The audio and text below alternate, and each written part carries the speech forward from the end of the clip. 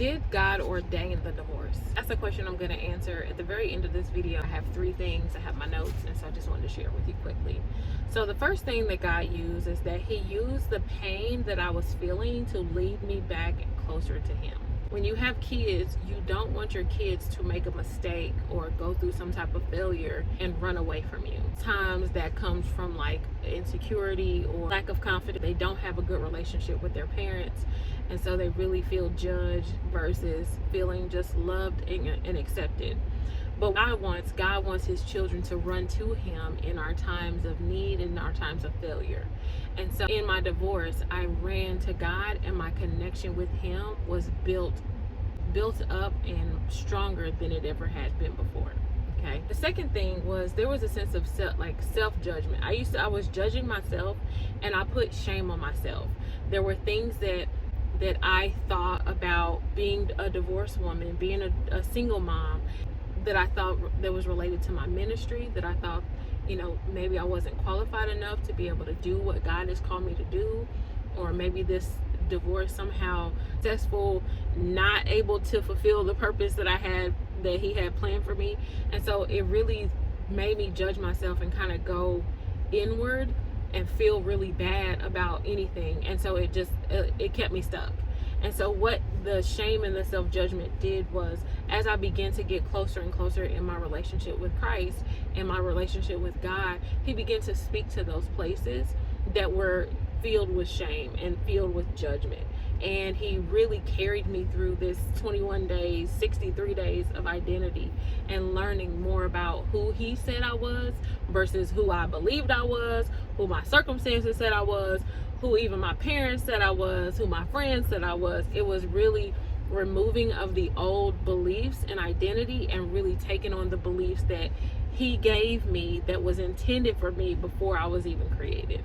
And so that is the second way that God used my pain for my good. The third way and the last way is that the rejection from my divorce and the people close to me, he get an anchor with God, and the anchor was in my authenticity.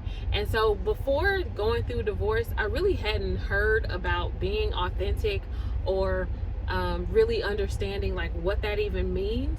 But as I begin to walk through my identity with Christ, I begin to see how me walking in who God called me to be, one, it would irritate people who were not confident and really rooted in God, but then it would inspire other people to anchor in and believe more about what God called them to be.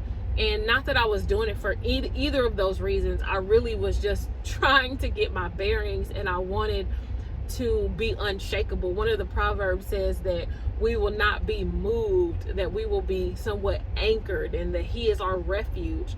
And so it really allowed, like, this divorce, like, although it's hurtful and it feels like a death that happens over and over and over again, you never really get a chance to like bury the other person because you have children with them. You see them in your children. So it's like, and if you're the one taking care of the kids, it's like you see them every single day.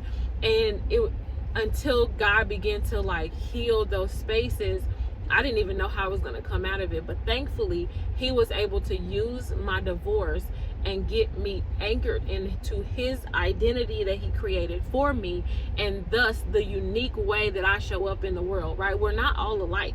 We're all different. We have different quirks. Some of us talk with our hands, right? Some of us make crazy facial expressions, are real big, and have a lot of energy. And some of us are pretty chill and mellow. And that's okay. But what happens is sometimes when we go through some type of heartbreak, or we go through some type of failure, or we go through some type of obstacle, if you will, in life, it causes us to question who we are. And it allows us, if we're willing, to get anchored into Christ and be more of our authentic self and be comfortable with the things that maybe are different than other people and really love that about us.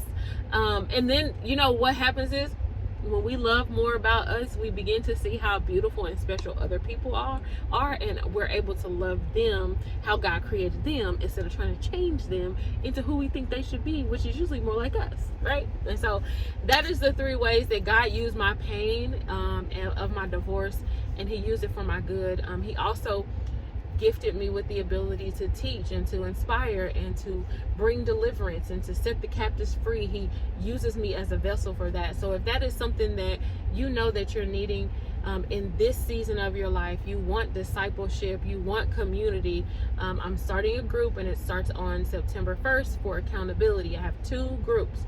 One is for reaching your goals as it relates to personal or professional. So we're going to tackle some things. So there's going to be some accountability and weekly check-ins. The second group I have is for discipleship. So we're going to walk through the beginning stages of being a new believer, what that identity looks like as it relates to who God says you are, removing those blinders, removing those lies that maybe we believe, and really taking on the new identity that Christ has given us so that we ultimately can fulfill our purpose. So if you're interested in either one of those groups, you can text the word HEAL to 816-607-1701, and I'll make sure to put it on the screen. I would love to support you, encourage you. We have some ladies that are currently in both groups at the moment, so I'm excited that providing you guys this opportunity, provided me an opportunity to serve and to be of service to you. A text message with the word HEAL, and we can discuss which of the groups that you're interested in and which group was going to be the best fit for where you are in life. So then I would say I would love for you to go be great, and of course, by what? Master what's on your plate. We'll talk soon. Later.